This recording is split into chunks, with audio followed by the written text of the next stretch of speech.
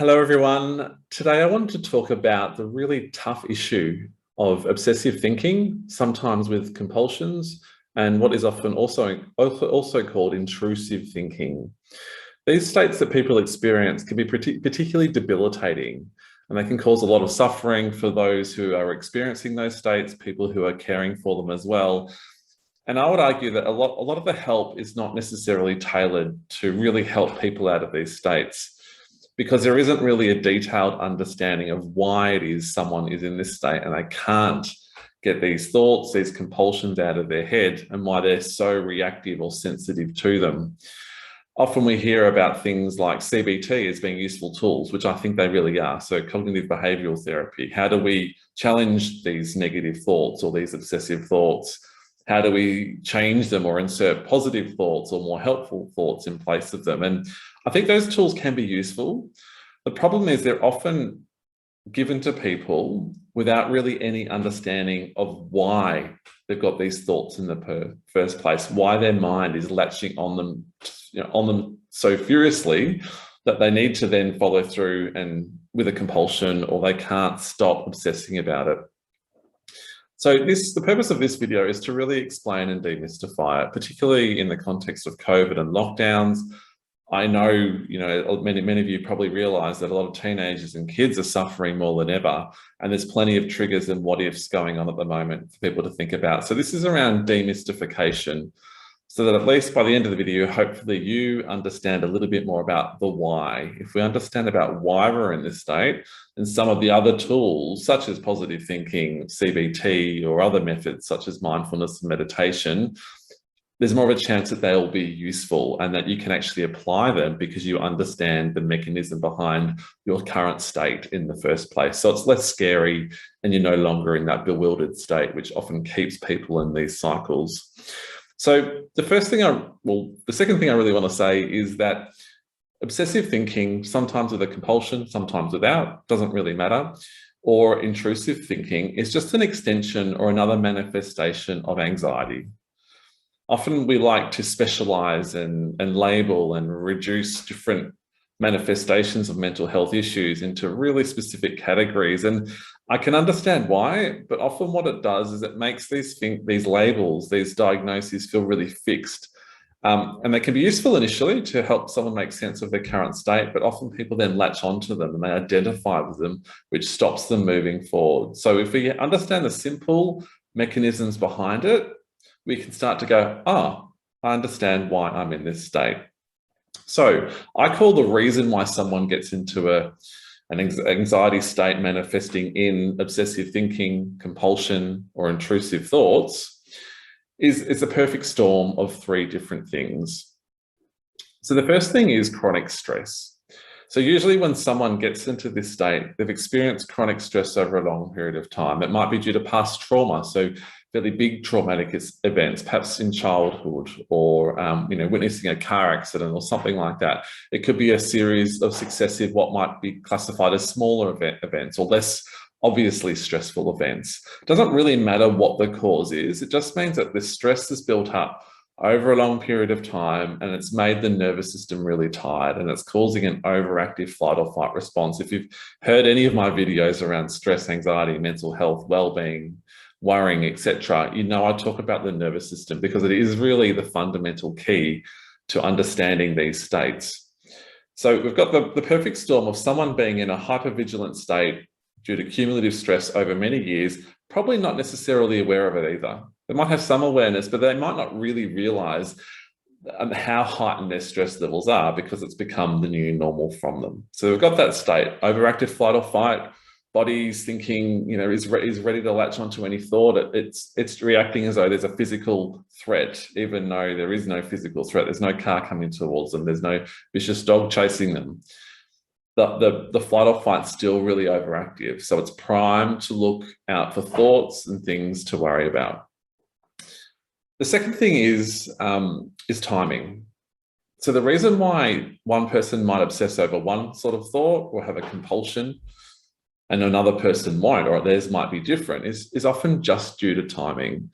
So if you take the classic example that we often hear of around obsessive washing of hands, which can be, really debilitating for a lot of people. So not to be dismissed, as something trivial at all, but it's a classic example. So it's worth exploring that a little bit more. So if I've, got a hypervigilant nervous system through all the reasons that I've just explained, go to wash my hands, perhaps it's on a particular day when I'm pretty stressed. Hands might be dirty from something. I clean them. I'm looking out for things to worry about. Remember, my mind's the radar's ready to go. It's ready to latch on. Perhaps they're not as clean as I thought. I smell them. There might be a smell. Senses are emboldened when the nervous system's active, the flight or fight's active. So the smell might seem more potent than before. It's like, better wash them again. And so you've sort of interrupted your cycle. Your mind's latching onto something. And then it's like, well, what if they're not really clean? Or maybe that soap's not strong enough, or whatever it is, I better do it again. And you can see how the cycle can start to happen. It doesn't mean that you're going to start obsessing about that and then have a follow-through compulsion straight away, but that could be the start of it. And what's happening there is that this obsessive thought or compulsion has come on at a specific time due to their current state. If they hadn't had all this cumulative stress that's been going on in the past, they probably would have washed their hands, smelt them and thought, yeah, that's fine, walked away, and nothing happened. So it's this overactive flight or fight that's tricking people into getting involved in these thoughts. And over time, with no awareness of it, these can manifest, and we dedicate a lot more energy to it, and we go over and over it. And so the compulsions and the obsessions can feel way more powerful than perhaps they really are. So that's the second thing. And the third thing is, of course, your personal circumstances. So your upbringing, your trigger, your obsessive thought is unique to you, unique to your personal circumstances. For example, some people have obsessive thoughts around flying. They're worried they're going to die. It might be a health anxiety. What if that headache is something more serious? Overactive flight or fight or response, hypervigilance, tired nervous system. That's a beautiful thought for it to get involved in. Even if on one level, perhaps it's probably just a headache. What if it's something more serious? Flight or fight's going, yep, going to latch onto you. And then we start to obsess about it a little bit. So this is what's happening. It depends on our personal circumstances. So it's got the perfect storm of all these three things that trick us into taking these thoughts really seriously, and sometimes then following through on the compulsion to wash their hands or whatever it might be. So hopefully that makes sense in terms of why people get into this state and what's happening. Of course, the hard thing is that it's happened over a period of time, so we don't really remember the first time it happened. Some people get really unpleasant, intrusive thoughts, of violent thoughts or worries about something bad happening or really disturbing thoughts. And they've probably just come in from maybe watching a movie in the past, seeing a terrible news story. And those thoughts sit there in the subconscious mind. We all have them. But if you particularly remember a thought or you see an image that reminds you of it while you're watching the TV and you're already in this state of hypervigilance, it comes up and it might be like, what if I'm really bad? What if I, hurt my dog? Or what if I do something bad? Or what if I hurt someone else? Or what if something bad happens to me? These images can often be really graphic and disturbing for people. And I want to address them specifically because they're really hard for people to deal with or even talk about. So I guess my message to those or anyone who is suffering is that these thoughts are normal in the circumstances. It doesn't mean they're your thoughts. It doesn't mean there's things necessarily you want to act on or you want to think about or they're going to happen. They've just come in at the wrong time. And that's why each person's trigger is different. The mechanism is the same, but it manifests differently for each of us. And then that's really hard because people don't want to talk about it. So they try and push the thought away. They get into a bit of a battle. And that's why the positive thinking, there's CBT tools, don't always work because we start to challenge it. Well, that's not really going to happen. You're not going to do it. But people think, well, then why am I thinking about it? But if we start to understand that it's a normal part of this combination of this perfect storm, we can go, still feels unpleasant, still feels hard, but I now understand why I'm having this obsessive thought. It's hard not to go and wash my hands because my system's driving me to do it. It's letting me latch onto these thoughts.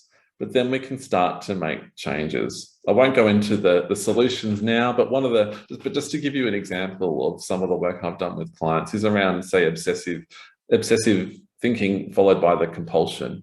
Often it's to recognize the state that we're in and why, so people can get some comfort around what's going on. And then we start to practice with the trigger. So if you do get that urge to go and wash your hands, you might practice just slowing down, pausing for a few minutes before you go and do it. You might extend that to 2 or 3 minutes. If you can't resist the compulsion, then you go and do it. But when you do it willingly. So you're not resisting it. You're not beating yourself up for doing it. You're not fighting yourself, adding tension to tension, keeping the cycle going. So we're doing the opposite of what our body wants to do because we understand why we're in this state. We're not taking those obsessions as seriously, even though they're hard to stop. We've formed the habit. And so little by little, we can start to break the cycle and take a lot of the heaviness out of the suffering for people. So I hope that makes sense. Not necessarily an easy concept to grasp. I argue this stuff is actually quite simple, not necessarily easy, but I hope that helps in terms of the demystification process, which is what I think is really important if we're going to make significant paradigm shifts with how we view and treat mental health and wellbeing.